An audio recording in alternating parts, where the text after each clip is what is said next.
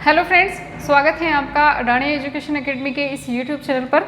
तो हम जो है 12th क्लास बायोलॉजी एनसीईआरटी का चैप्टर नंबर 5 पढ़ रहे थे, जिसका कि नाम है वंशागति एवं विविधता के सिद्धांत। इसमें हमारी 3 से 4 क्लासें कंप्लीट हो चुकी हैं और उसमें हमने बहुत सारे टॉपिक भी क्लियर कर दिए हैं, जैसे कि मेंडल के बारे में हमने जानकारी ली थी, है ना, और कुछ वंशागति वगैरह इनके बारे में भी हमने पढ़ा था, इनकी परिभाषाएं पढ़ी थी। मेंडल कौन थे, कहाँ के रहने वाले थे, उनके जीवन परिचय के बारे में हमने पढ़ा था। और उसके बाद में हमने उनसे संबंधित यानी कि वंशागति या विविधता से संबंधित जो भी शब्दावली आती है इस चैप्टर के अंदर, उन सभी का हमने अध्ययन कर लिया था। लास्ट क्लास के अंदर हमने संकरण की बात की थी और संकरण के अंदर हमने 2 प्रकार के संकरण पढ़ लिए थे। कौन कौन से? Test cross and back cross, परीक्षार्थ संकरण, और एक आता है संकर पूर्वज संकरण। इनके बारे में हमने पढ़ाई कर ली थी, कंप्लीट हमने इनको पढ़ लिया था। एंड आई थिंक कि उसके अंदर कोई आपको प्रॉब्लम, समस्या, दिक्कत, परेशानी नहीं आई होगी। एंड तो आप कीजिए, क्या करना है, कमेंट बॉक्स के अंदर कमेंट कीजिए। उसमें अगर ऐसा होगा कि शॉर्ट आंसर होगा तो मैं उसी में आपको आंसर कर दूंगी, और नहीं होगा तो मैं नेक्स्ट क्लास के अंदर आपको बता दूंगी इसके बारे में। और भी कोई डिटेल से समझाना होगा तो मैं समझा दूंगी। और वैसे इतना समझाने की भी ज़रूरत नहीं पड़ेगी, क्योंकि आप उसे अगर एक बार वापस देखोगे क्लास को तो आपको समझ में आ ही जाएगा। ठीक है, नोट्स आपको टेलीग्राम चैनल पर मिल जाएंगे। ठीक है, आप एक बार टेलीग्राम चैनल को सर्च करोगे, हमारी जो आईडी है कोचिंग की, उसको आप सर्च करोगे और उसके ऊपर जाकर जब आप ज्वाइन करोगे तो आपको वहाँ पर कुछ नोट्स मिलेंगे और आप उसको डाउनलोड कर सकते हो। ठीक है, तो आज का जो हमारा टॉपिक रहने वाला है उसकी बात कर लेते हैं। अब हम आज जो हमारा टॉपिक रहने वाला है वो है एक संकर संकरण।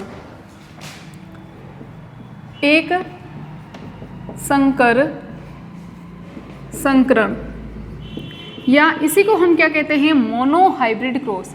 क्या कहते हैं? Monohybrid cross. या इसी में आप ये लिख सकते हो एक जीन की वंशागति।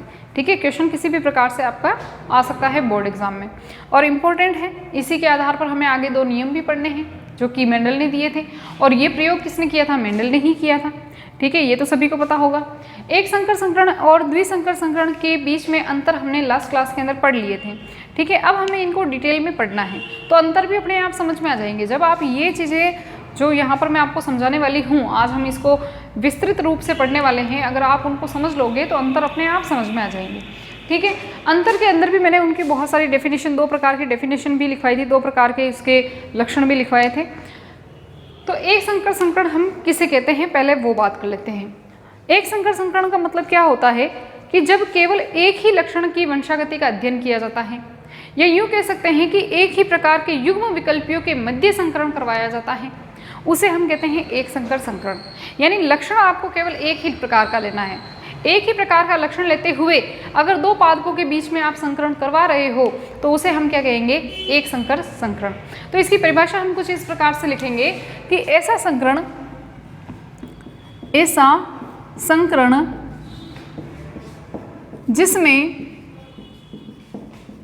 जिसमें केवल एक प्रकार के, या जिसमें एक ही प्रकार के लक्षणों के विपर्यासी स्वरूपों का, ऐसे लिख सकती हूँ मैं, जिसमें केवल भी लिख सकते हो, उसमें क्या प्रॉब्लम? केवल एक ही प्रकार के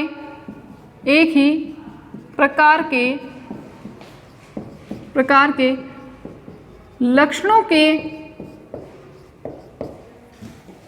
2 विपर्यासी स्वरूपों का अध्ययन किया जाता है। लक्षणों के 2 विपर्यासी स्वरूपों का अध्ययन किया जाता है,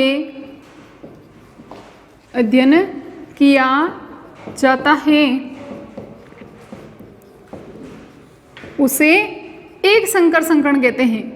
उसे एक संकर संकरण कहते हैं। तो ये आप परिभाषा इस तरह से लिख सकते हो अपनी कॉपी के अंदर भी और एग्जाम के अंदर भी। आपसे पूछ लिया जाए कि एक संकर संकरण किसे कहेंगे, तो परिभाषा क्या लिखोगे? जब या ऐसा संकरण जिसमें केवल एक ही प्रकार के लक्षणों के 2 विपर्यासी स्वरूपों का अध्ययन किया जाता है तो उसे क्या कहा जाता है? एक संकर संकरण कहा जाता है। इसका मतलब ये है कि इसमें केवल एक ही प्रकार के युग्म विकल्पियों के मध्य संकरण करवाया जाएगा। इस संकरण में केवल एक ही प्रकार के युग्म विकल्पियों के मध्य में क्या करवाया जाएगा, संकरण करवाया जाएगा।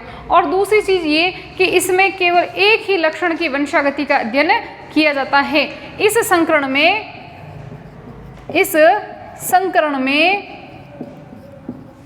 केवल एक ही प्रकार के लक्षण की वंशागति का अध्ययन किया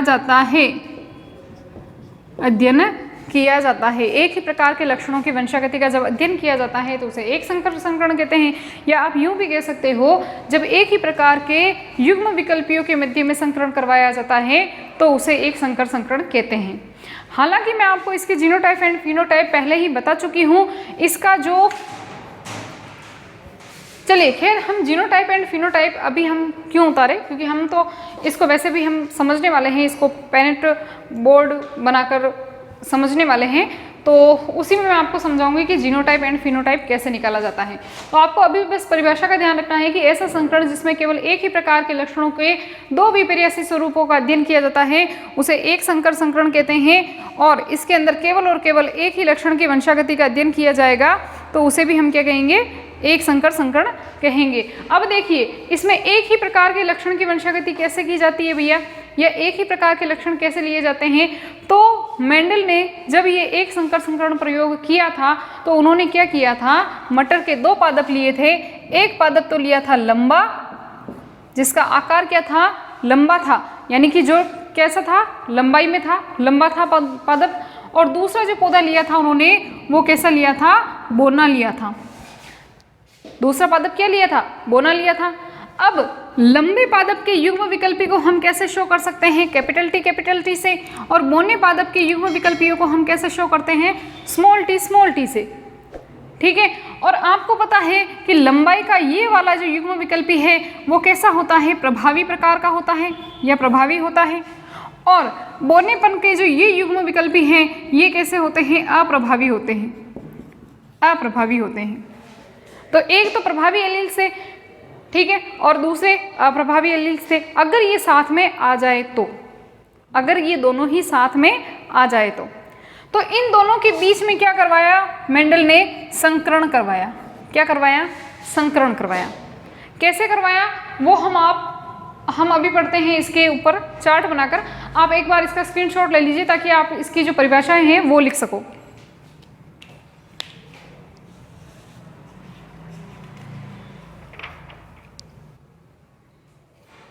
हो गया, चलिए अब हम इसका प्रयोग पढ़ लेते हैं, इसका संकरण पढ़ लेते हैं। संकरण कैसे करवाया इन्होंने,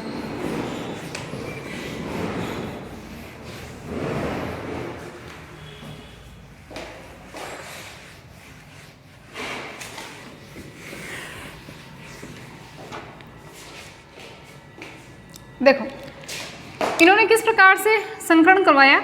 सबसे पहले इन्होंने लिया समयुग्मजी। ये शब्द आप पढ़ चुके हो, समयुग्मजी लंबे पादप के बीच में, और एक इन्होंने लिया समयुग्मजी बोना पादप। ठीक है, समयुग्मजी लंबा और समयुग्मजी बोना पादप लिया। या इसे आप यूं भी कह सकते हो, शुद्ध लंबा,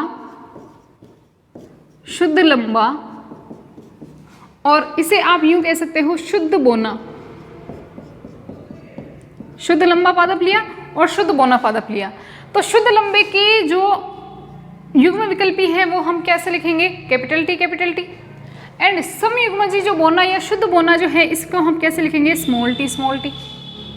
ठीक है, अब ये तो क्या हो गई, P1 पीढ़ी हो गई। P1 पीढ़ी या जनक पीढ़ी भी आप इसे कह सकते हो। ये तो क्या हो गई, जनक पीढ़ी या P1 पीढ़ी हो गई। अब हमें इससे क्या बनाने हैं, युग्मक बनाने हैं। तो हम यहाँ पर इसके क्या बना देंगे, युग्मक बना देंगे। तो जब आप इसके युग्मक बनाओगे तो एक ही प्रकार के जब एलील हो तो उसमें से एक एलील ले लो, वो उसका युग्मक बन जाएगा। तो हम यहाँ पर एलील क्या ले लेंगे, कैपिटल टी, क्योंकि दोनों ही सेम प्रकार के हैं। तो एक एलील ले लिया तो ये इसका क्या बन गया, युग्म विकल्पी, क्या बन गया, युग्मक बन गया। ठीक है। और जब इसमें से भी आप एक एलील को ले लोगे, क्योंकि ये सेम प्रकार के हैं, तो ये भी इसका क्या बन गया, युग्मक बन गया। ठीक है। तो अब देखो, अब इनके बीच में आपको क्या करवाना है, क्रॉस करवाना है। तो आप इन दोनों को इस प्रकार से क्या करवा दोगे, क्रॉस करवा दोगे।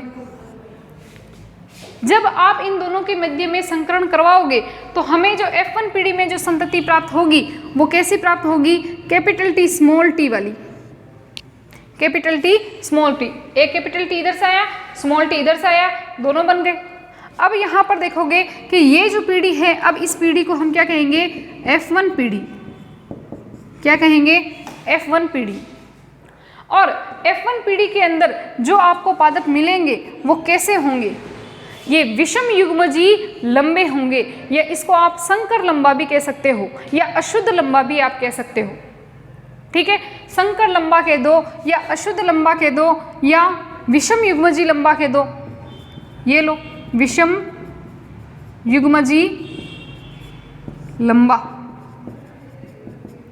विषम युग्मजी लंबा।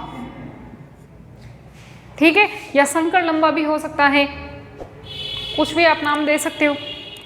तो हमने क्या किया, शुद्ध लंबा और शुद्ध बोने के पौधे के मध्य में जब संकरण करवाया तो F1 पीढ़ी के अंदर हमें क्या प्राप्त हुआ, लंबा पादप प्राप्त हुआ। लेकिन देखिए यहाँ पर ध्यान से देखेंगे, F1 पीढ़ी बहुत इंपॉर्टेंट है, इसी के आधार पर अगला नियम आने वाला है, एक नियम। ठीक है, प्रभाविता का नियम। तो यहाँ पर ध्यान देने योग्य ये बात है कि F1 पीढ़ी के अंदर क्या आया, कैपिटल T और स्मॉल t दोनों साथ में आए। लेकिन क्योंकि मैंने आपको पहले भी बताया था कि जो कैपिटल T वाला जो एलील होता है वो क्या होता है, प्रभावी होता है, स्मॉल t वाला जो एलील है वो क्या है, अप्रभावी है। तो यहाँ पर जब दोनों ही साथ में आए, लेकिन यहाँ पर कैपिटल T ने अपना प्रभाव दिखाया और स्मॉल t जो है वो कैपिटल T की उपस्थिति में अपना प्रभाव नहीं दिखा पाया। तो स्मॉल t का जो प्रभाव नहीं दिखा पाया, इसकी वजह से कैपिटल T ने जब अपना प्रभाव दिखाया तो सारे के सारे पौधे कैसे हो गए, लंबे हो गए। तो पौधे कैसे प्राप्त होंगे, यहाँ पर लंबे होंगे, चाहे वो अशुद्ध लंबे हो, चाहे वो संकर लंबे हो, लेकिन पौधे कैसे होंगे, लंबे होंगे, क्योंकि यहाँ पर कैपिटल T ने अपना क्या कर दिया, प्रभाव दिखा दिया। आ गई बात समझ में। ठीक है, अब हम इनके बीच में क्या करवाएंगे, स्वपरागण की क्रिया करवाएंगे। क्या करवाएंगे, स्वपरागण की क्रिया करवाएंगे, स्वपरागण की क्रिया करवाएंगे।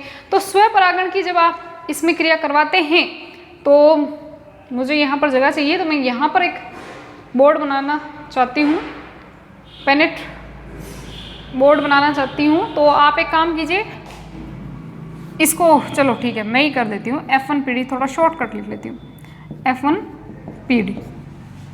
ठीक है, अब हमें क्या करवाना है, इसके बीच में क्या करवाना है, स्वपरागण की क्रिया करवानी है। तो स्वपरागण के लिए मैं यहाँ पर इस तरफ, इसको इसके नीचे बनाना है आपको, बट मेरे क्योंकि जगह नहीं है तो मैं यहाँ बना रही हूँ। ये लीजिए, ये इसके नीचे इस प्रकार से, यहाँ पर हमने क्या किया, स्वपरागण किया ना, वो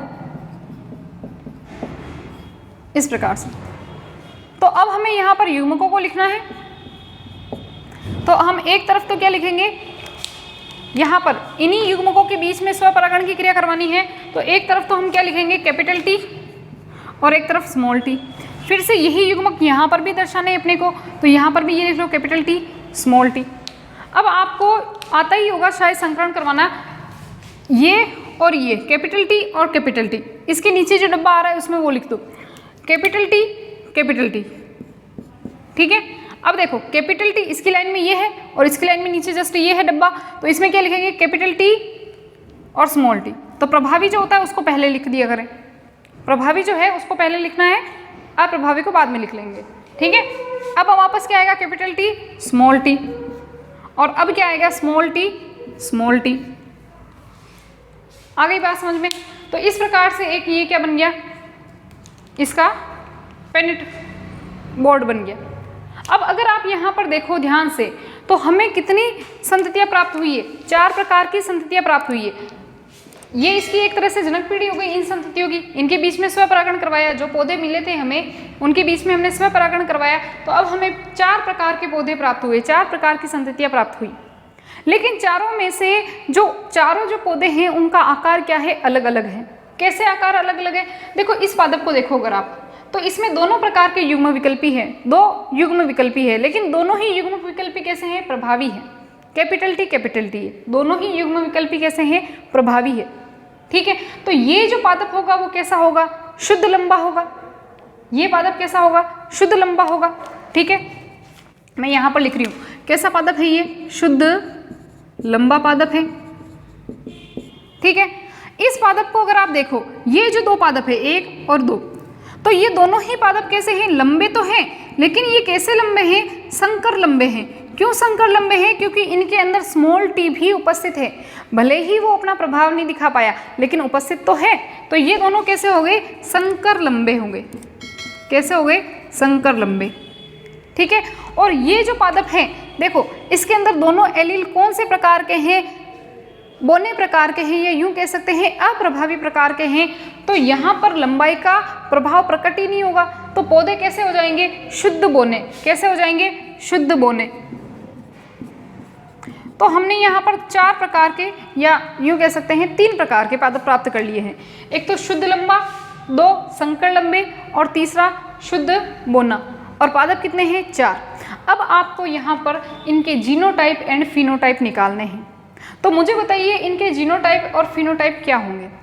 जीनोटाइप का मतलब, अच्छा फिनोटाइप का मतलब क्या होता है? जिसको आप बाहर से देखकर ही पता लगा सकते हो, उसके लक्षण को बाहर से देखकर ही पता लगा सकते हो। तो फिनोटाइप में आपको 3 तो क्या दिख रहे हैं? लंबे पादप दिख रहे हैं। ये देखो, भले ये संकर लंबे हैं, बट दिखने में जब आप उनको देखोगे तो आपको लंबे तो दिखाई देंगे ना। उसके अंदर जो स्मॉल टी है वो थोड़ी दिखेगा कि नहीं इसमें ये युग्म विकल्पी है। देखकर कैसे पता लगाओगे?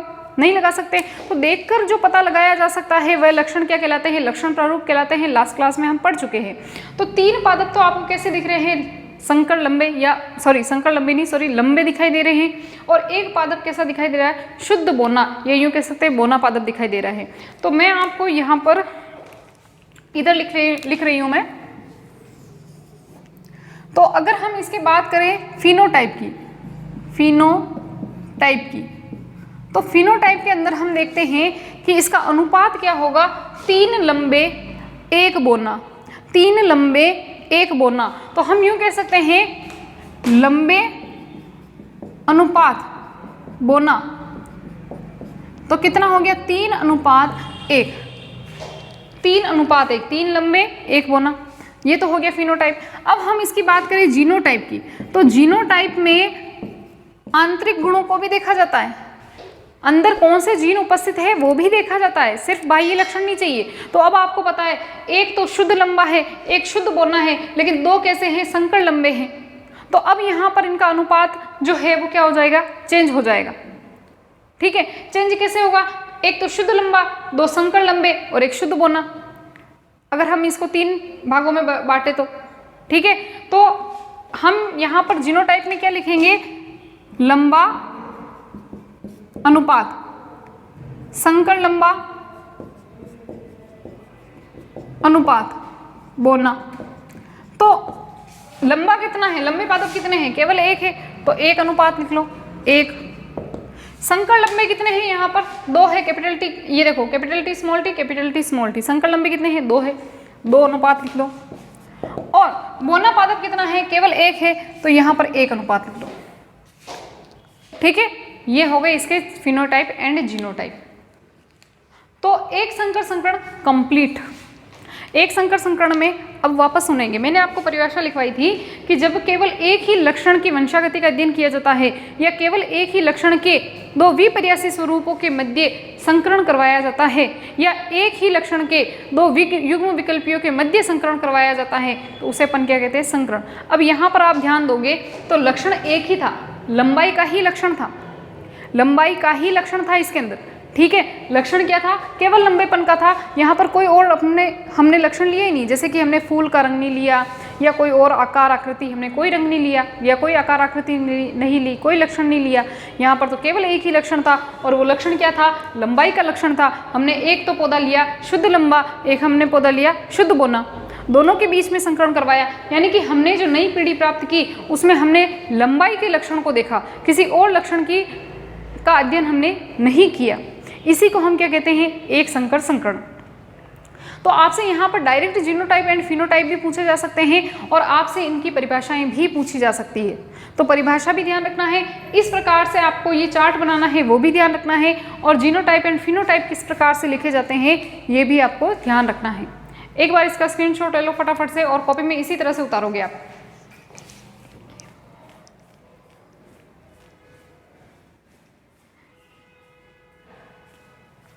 हो गया, चलिए।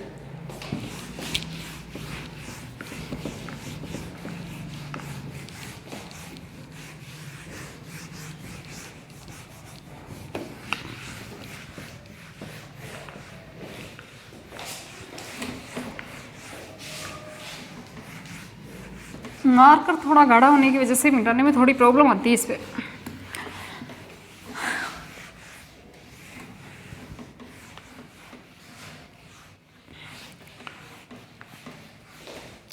देखिए, अब हम पढ़ते हैं एक संकर संकरण के निष्कर्ष। ठीक है, तो अपनी कॉपी में हेडिंग लगाएंगे आप, एक संकर संकरण, एक संकर संकरण के निष्कर्ष।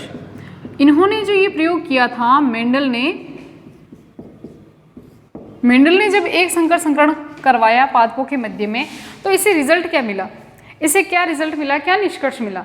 तो इसके आधार पर, यानी एक संकर संकरण के आधार पर मेंडल ने दो प्रकार के नियम दिए थे। एक संकर संकरण के आधार पर मेंडल ने क्या किए थे, दो प्रकार के नियम दिए थे। पहला जो नियम दिया था वो दिया था प्रभाविता का नियम, प्रभाविता का नियम। ठीक है, क्या कौन सा नियम दिया था, प्रभाविता का नियम।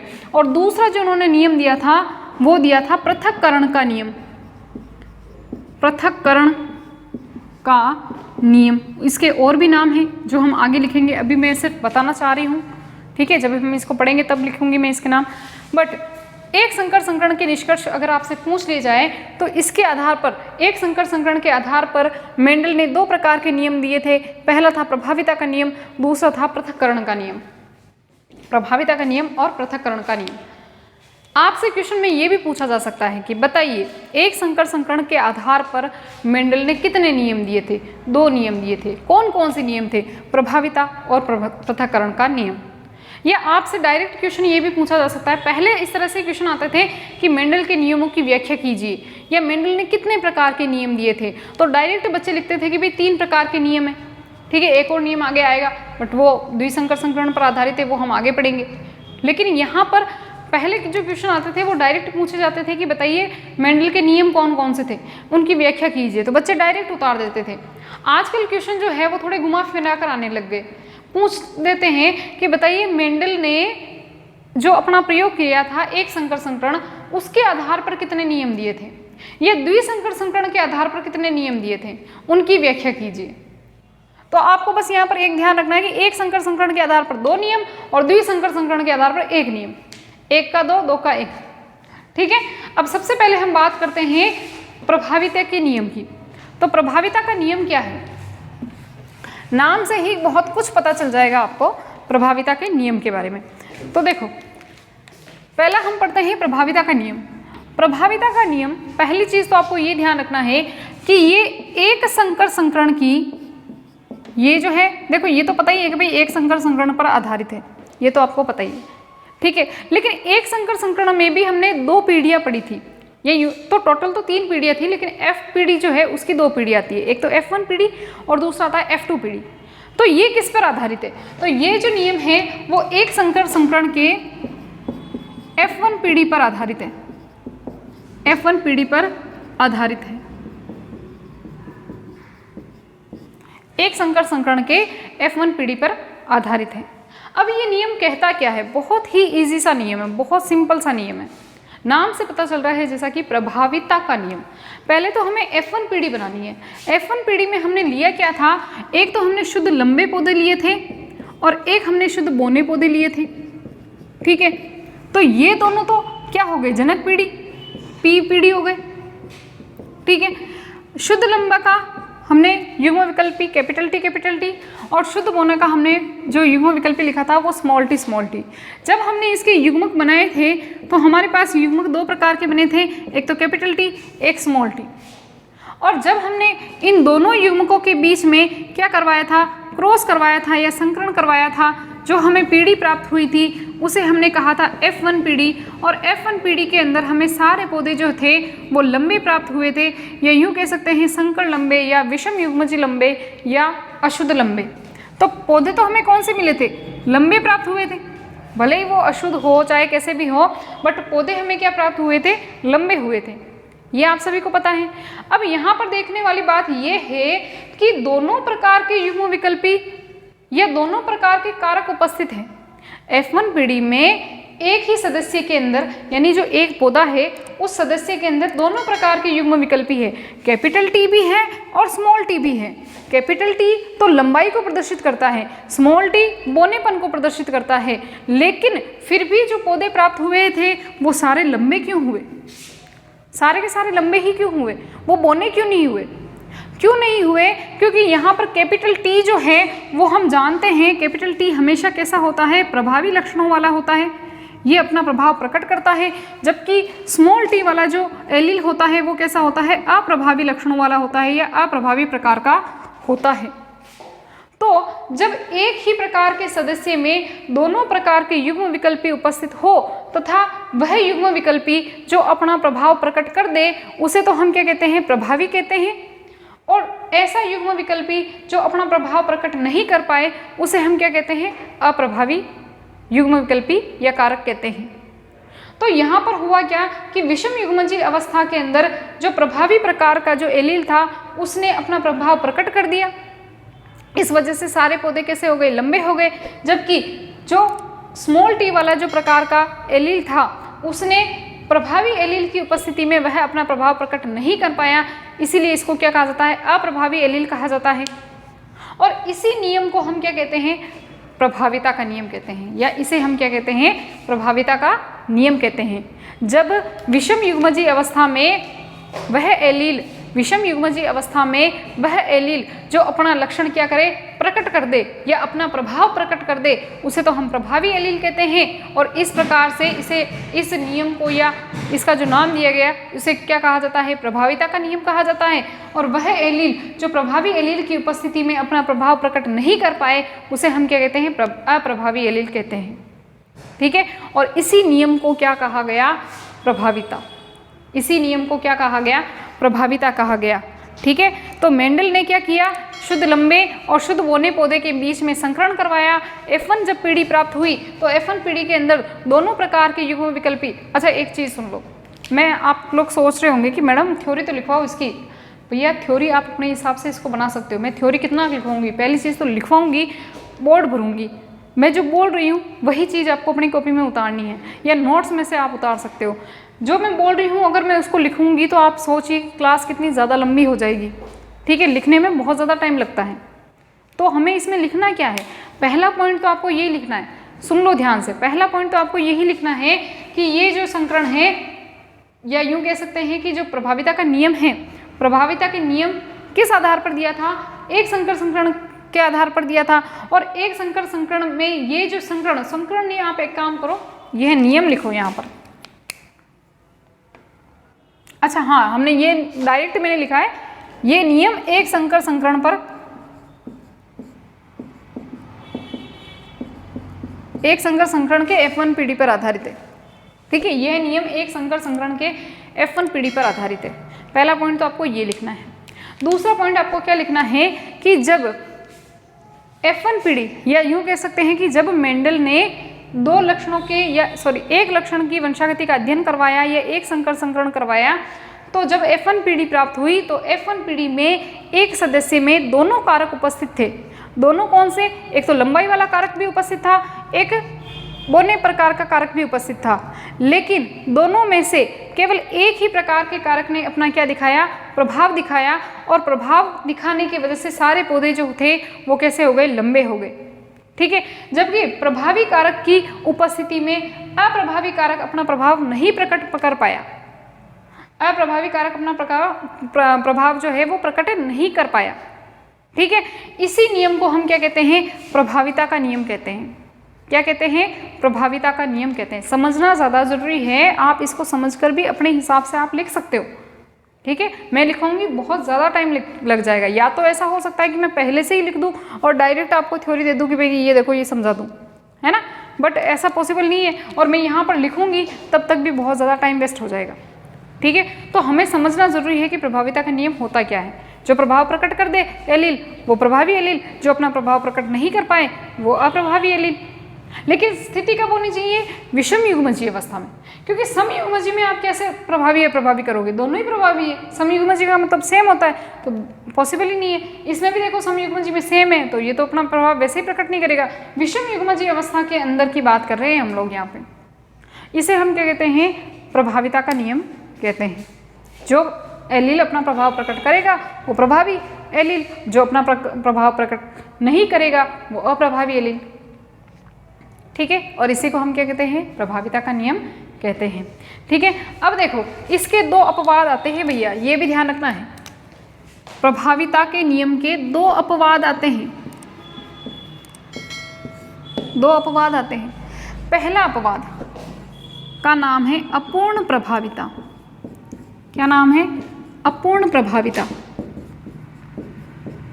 अपूर्ण प्रभाविता, इसे हम कहते हैं इनकम्प्लीट डोमिनेंस, इनकम्प्लीट डोमिनेंस या अपूर्ण प्रभाविता।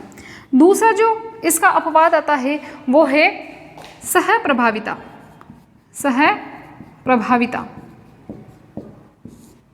सह प्रभाविता, को डोमिनेंस। इनकम्प्लीट डोमिनेंस, को डोमिनेंस, अपूर्ण प्रभाविता एंड सह प्रभाविता, ये दोनों ही इसके अपवाद हैं।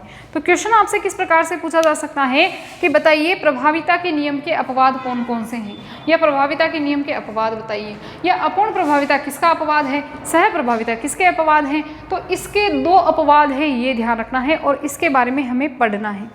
लेकिन इनको मैं पढ़ाऊंगी आगे। दूसरे नियम की हम पहले चर्चा कर लेते हैं। हमने यहाँ पर दो नियम की बात की थी, पहला तो है प्रभाविता का नियम और दूसरा जो नियम था वो हमारा क्या था? पृथक्करण का नियम, या उसे ही विसंयोजन का नियम या युग्मकों की शुद्धता का नियम भी कहा जाता है। ठीक है, उसकी हम चर्चा कर लेते हैं। पहले एक बार इसका स्क्रीनशॉट ले लो।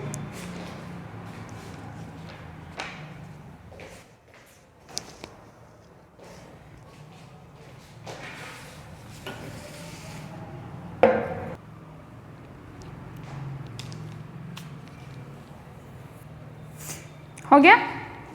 चलो,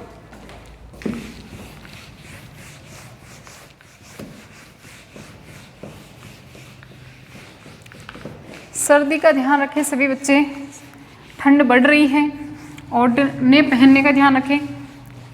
और एक अभी जो बहुत ज़्यादा फीवर चल रहा है उसका, डेंगू का, उसका भी ध्यान रखें। इसको भी मैं मिटा ही देती हूँ, जगह ही नहीं बचेगी वैसे वरना। देखो दूसरा जो नियम है हमारा वो क्या है? पृथक्करण का नियम। पृथक्करण का नियम क्यों कहते हैं इसे, वो हम आगे चर्चा करेंगे। पृथक्करण का नियम या इसी का एक और नाम है विसंयोजन का नियम।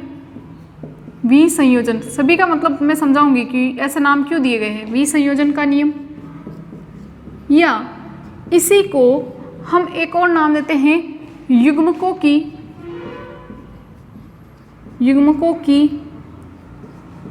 शुद्धता का नियम। शुद्धता का नियम,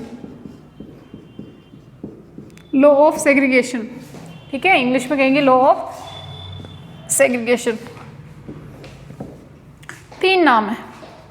एक तो आता है पहला पृथक्करण। पृथक्करण का मतलब क्या होता है? पृथक पृथक, अलग अलग करना पृथक्करण कहलाता है ना। अलग अलग करना मतलब जैसे मान लो कि गेहूं के अंदर कंकड़ पड़े हैं, उनको आप अलग कर रहे हो तो पृथक करना ही हो गया, अलग अलग करना है। ठीक है, किसी बच्चे के सर में बहुत सारी जुएं हो रही, मम्मी उनको जुओं को अलग कर रही है, वो पृथक करना हो गया, अलग अलग करना हो गया। ठीक है, आप छाछ में से घी मक्खन को अलग कर रहे हो या दही में से मक्खन को अलग कर रहे हो, वो पृथक्करण हो गया। पृथक्करण तो सभी को पता है, शब्द का मतलब सभी को पता है। मुझे नहीं लगता कि पृथक्करण शब्द का मतलब नहीं पता होगा, नहीं भी पता है, अभी पता चल गया। दूसरा आता है विसंयोजन। विसंयोजन, देखो एक तो शब्द होता है संयोजन। संयोजन का मतलब होता है जुड़ना। संयोजन का मतलब दो चीज़ों को आपस में जुड़ना। विसंयोजन का मतलब अलग अलग होना। विसंयोजन का मतलब दो चीज़ों का अलग अलग होना, उसे हम कहते हैं विसंयोजन। अब आता है युग्मकों की शुद्धता का नियम, वो हम इसको पूरा पढ़ने के बाद में मैं बताऊंगी युग्मकों की शुद्धता का मतलब यहाँ पर इस नियम से कैसे है। तो पहली चीज़ तो आपको ये ध्यान रखनी है कि ये जो नियम है, यह जो नियम है वो नियम एक संकर संकरण पर तो आधारित है, बिल्कुल है, इसमें तो कोई डाउट नहीं है। यह नियम एक संकर संकरण के अंदर, पहला जो नियम पढ़ा था हमने प्रभाविता का नियम, वो एक संकर संकरण की F1 पीढ़ी पर आधारित था। अब ये जो नियम है वो एक संकर संकरण के F2 पीढ़ी पर आधारित है, F2 पीढ़ी पर आधारित है।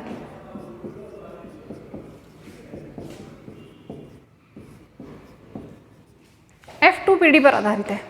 तो पहले तो F2 पीढ़ी वापस मैं एक बार आपको बना के दिखा रही हूँ। देखो हमने क्या किया था, कैपिटल T और स्मॉल t, इनके युग्मक बनाए थे कैपिटल T स्मॉल t, ठीक है। इन दोनों के बीच में जब हमने संकरण करवाया तो हमें F1 पीढ़ी जो प्राप्त हुई थी उसमें कैपिटल T और स्मॉल t दोनों ही प्रकार के युग्मक थे।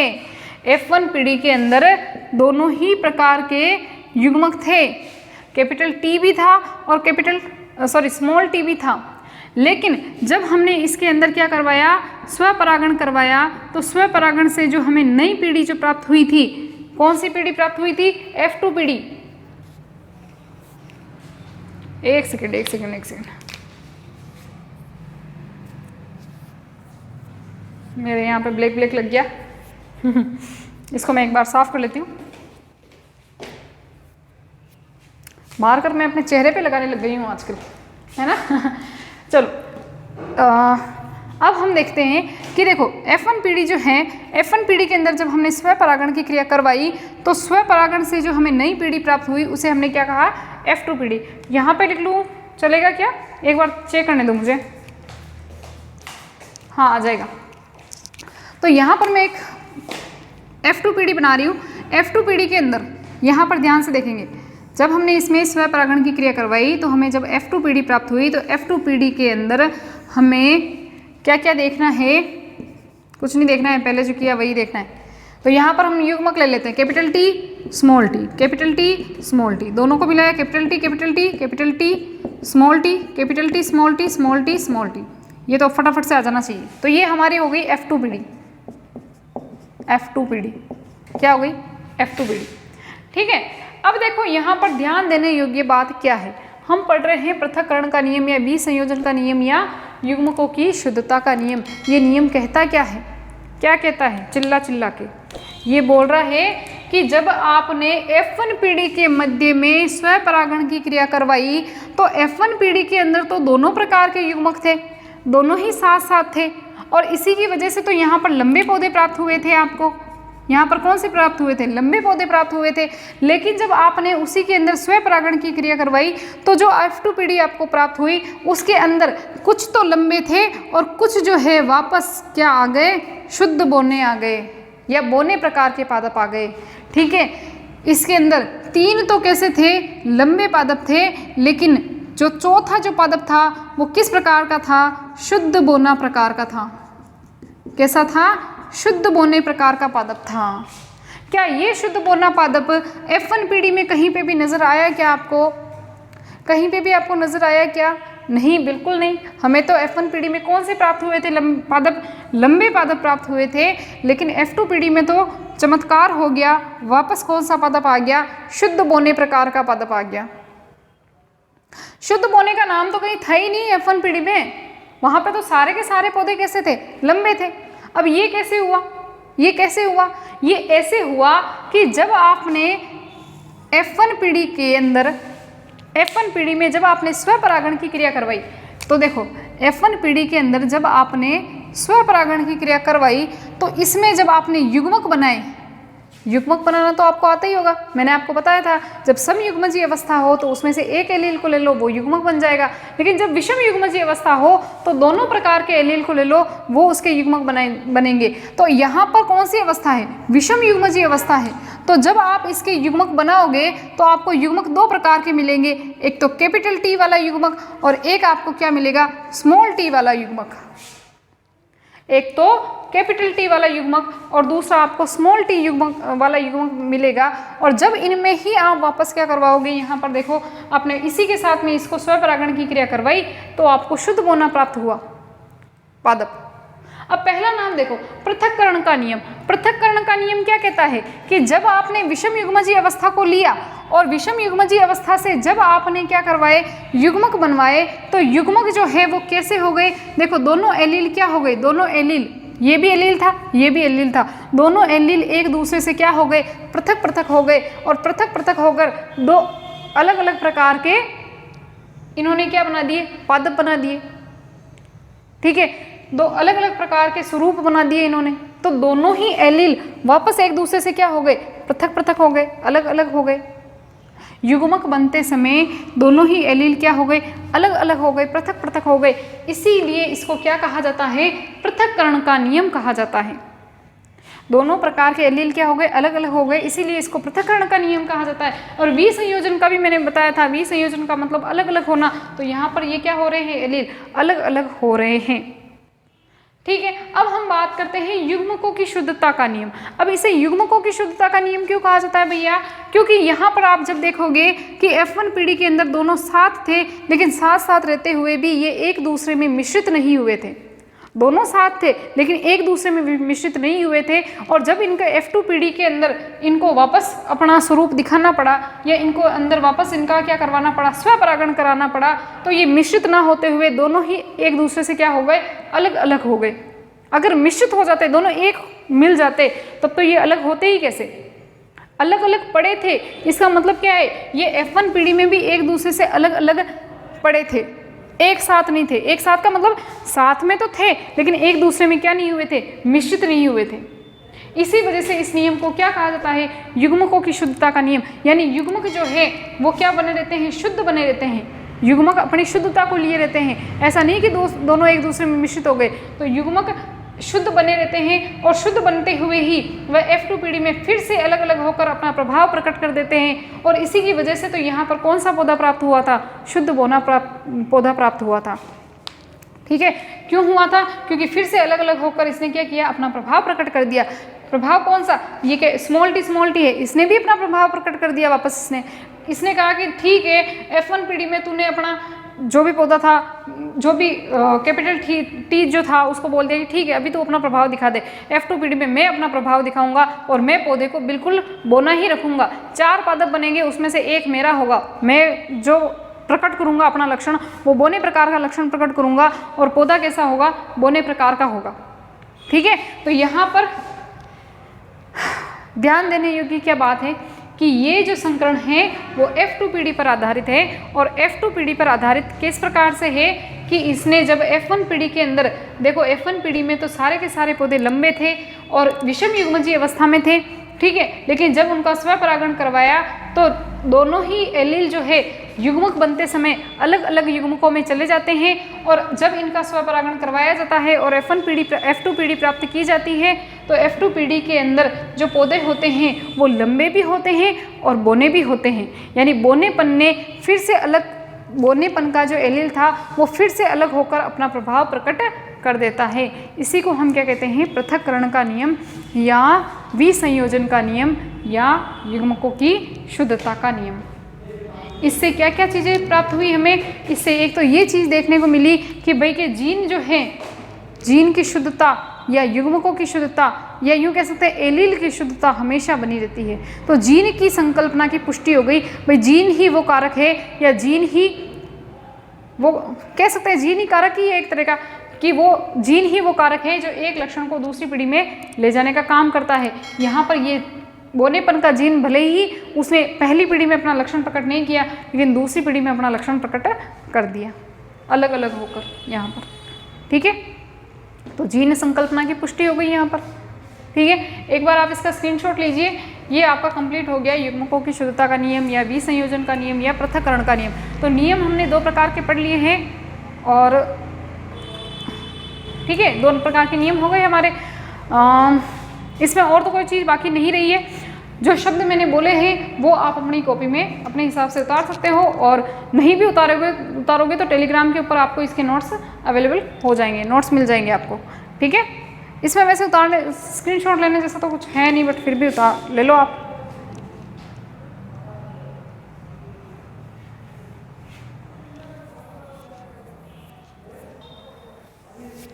ठीक है, अब देखो नेक्स्ट हम पढ़ते हैं विसंयोजन के नियम की महत्ता क्या है या इसका महत्व क्या है। इसको पढ़ने से क्या आपको क्या चीज़ें पता चली है। ठीक है, तो ये स्क्रीनशॉट ले लिया आपने।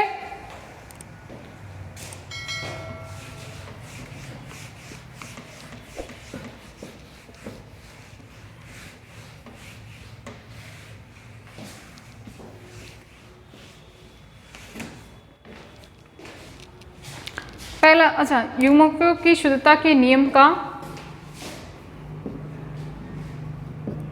महत्व क्या है इससे आपको क्या क्या चीज़ें पता चली है। तो कुछ पॉइंट्स लिखवाने जा रही हूँ मैं आपको, अभी वो तो छोटे पॉइंट्स है तो मैं लिखवा ही सकती हूँ। तो पहला जो पॉइंट है हमारा वो ये है कि इस नियम से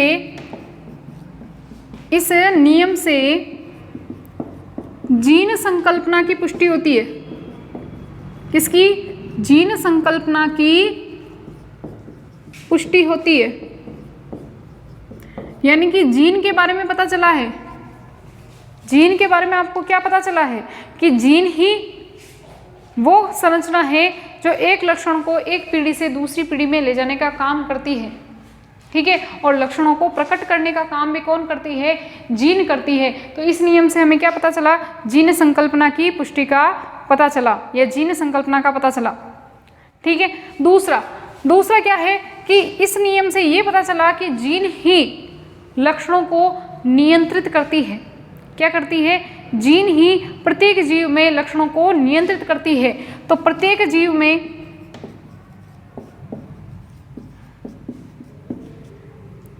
लक्षणों को नियंत्रित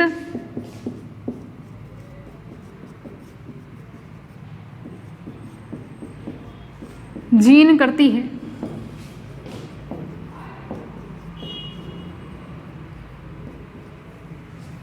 या जीन जो है प्रत्येक जीव में लक्षणों का नियंत्रण करती है।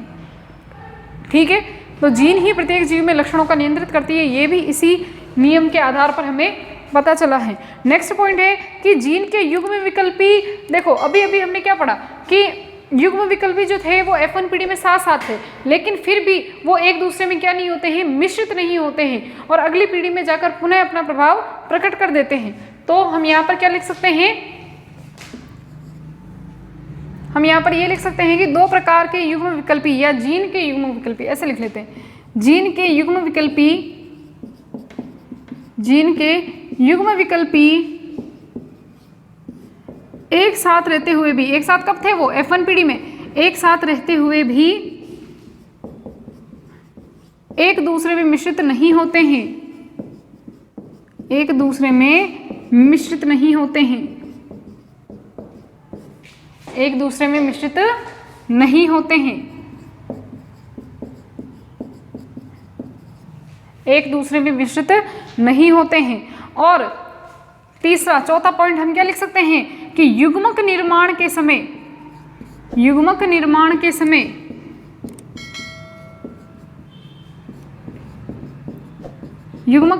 समय क्या हुआ था? दोनों युग्म विकल्पी जो थे उनमें से प्रत्येक युग्म विकल्पी अलग अलग हो जाता है और अलग अलग युग्मकों में चला जाता है। तो युग्मक निर्माण के समय दोनों या युग्म विकल्पी एक दूसरे से पृथक होकर, युग्मक निर्माण के समय युग्म विकल्पी एक दूसरे से पृथक होकर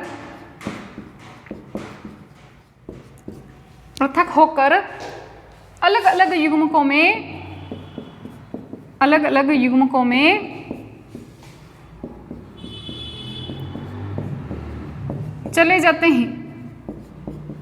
में चले जाते हैं। ठीक है, तो युग्मक निर्माण जब होता है तो दोनों युग्म विकल्पी, जैसे F1 पीढ़ी के अंदर अपन को कैपिटल T और स्मॉल t दोनों साथ थे, लेकिन जब युग्मक बने तो दोनों ही युग्म विकल्पी दो युग्मकों में चले गए। जैसे एक में चला गया कैपिटल T, एक में चला गया स्मॉल t, तो दोनों ही युग्म विकल्पी क्या हो गए? अलग अलग हो गए।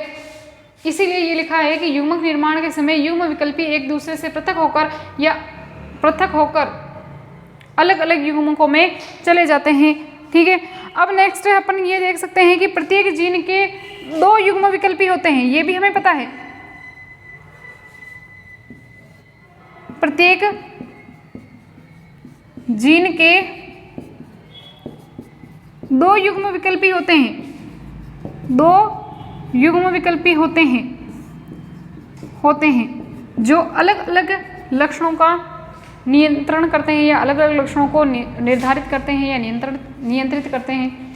ठीक है, तो प्रत्येक जीन के 2 युग्म विकल्पी होते हैं। तो ये सारी चीज़ें हमें कैसे पता चली? ये सारी चीज़ें हमें पता चली F2PD से और इस नियम से, पृथक्करण के नियम से पता चली। ठीक है, पहला जीन संकल्पना की पुष्टि होती है, लक्षणों को नियंत्रित कौन करती है? जीन करती है, ये भी पता चल गया। दूसरा हमें ये पता चला कि जीन के युग्म विकल्पी एक साथ रहते हुए भी दोनों एक दूसरे में मिश्रित नहीं हुए, और मिश्रित नहीं हुए इसी वजह से तो F2PD में फिर से बोनेपन ने भी अपना लक्षण प्रकट कर दिया और जो पौधे प्राप्त हुए वो सारे के सारे बोने थे। नेक्स्ट है युग्मक निर्माण के समय युग्म विकल्पी एक दूसरे से पृथक होकर अलग अलग युग्मकों में चले जाते हैं। ये भी किससे पता चला? इसी नियम से पता चला। ठीक है, या F2PD से ही पता चला। प्रत्येक जीन के कितने युग्म विकल्पी होते हैं? 2 प्रकार के युग्म विकल्पी। जैसे लंबेपन का अगर अपन जीन ले, लंबाई का जीन ले, तो इसके 2 प्रकार के युग्म विकल्पी होते हैं, एक तो कैपिटल T, एक होता है स्मॉल t। तो 2 प्रकार के युग्म विकल्पी हो गया। कोई रंग ले लो, आप कोई भी रंग ले लो, तो रंग का अगर आप लो तो जैसे मान लो लाल रंग है तो उसको अपन कैपिटल R से शो करते हैं, स्मॉल r का मतलब क्या हो गया? कोई और सफ़ेद रंग ले लो, जैसे कि आगे हम प्रयोग में पढ़ने वाले हैं। तो एक ही प्रकार के लक्षण के लिए 2 प्रकार के युग्म विकल्पी होते हैं। एक बार इसका स्क्रीनशॉट ले लो आप।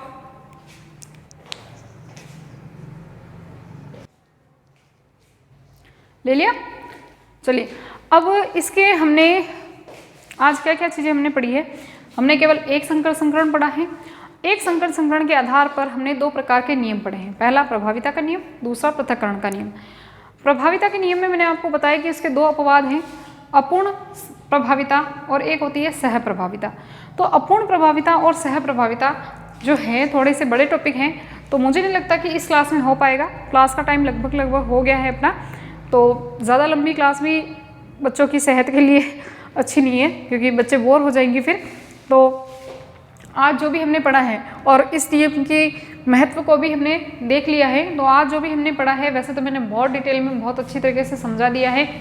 ठीक है, तो 1-2 बार वापस आप क्लास को देखोगे तो समझ में आ जाएगा।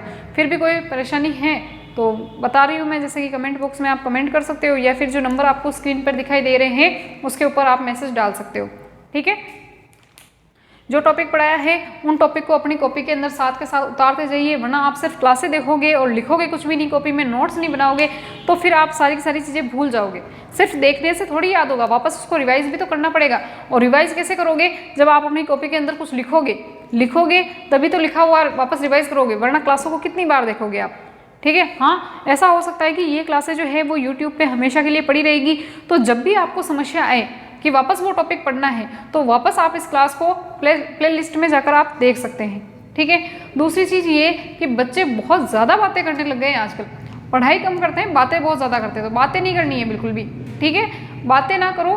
क्लास के अंदर जो भी आपको क्वेश्चन पूछने हो या जो भी अगर मैं मान लो आपसे सवाल जवाब कर रही हूँ तो उसके आप आंसर कर सकते हो। क्या कर रहे हो क्या नहीं कर रहे हो ये बार बार बता चुकी हूँ कि फालतू की आपको बातें नहीं करनी है, दूसरे बच्चे जो हैं वो डिस्टर्ब होते हैं। ये क्लासेस हिंदी मीडियम के लिए हैं। ठीक है, बहुत ही कम शब्द मैं लेती हूँ इंग्लिश मीडियम का, क्योंकि मेरे को इतनी स्पेलिंग्स में वैसे ही प्रॉब्लम है। ठीक है ना, तो हिंदी मीडियम की क्लासें हैं, तो हिंदी मीडियम के जितने भी बच्चे हैं आपके आसपास में, पड़ोस में, आपके फ्रेंड सर्कल में, जहाँ पर भी है, आपकी स्कूल में, कोचिंग में और भी कहीं पे भी, तो उन तक ये क्लासें आप ज़रूर ज़्यादा से ज़्यादा शेयर कीजिए। ठीक है, ऐसा नहीं कि नहीं मैं ही पढ़ूंगा, दूसरों को किसी को दिखाऊंगा नहीं, है ना, तो ऐसा नहीं होना चाहिए। सभी को बच्चों को पहुँचाइए ये क्लासें, ताकि उन बच्चों को भी इनसे फ़ायदा हो सके।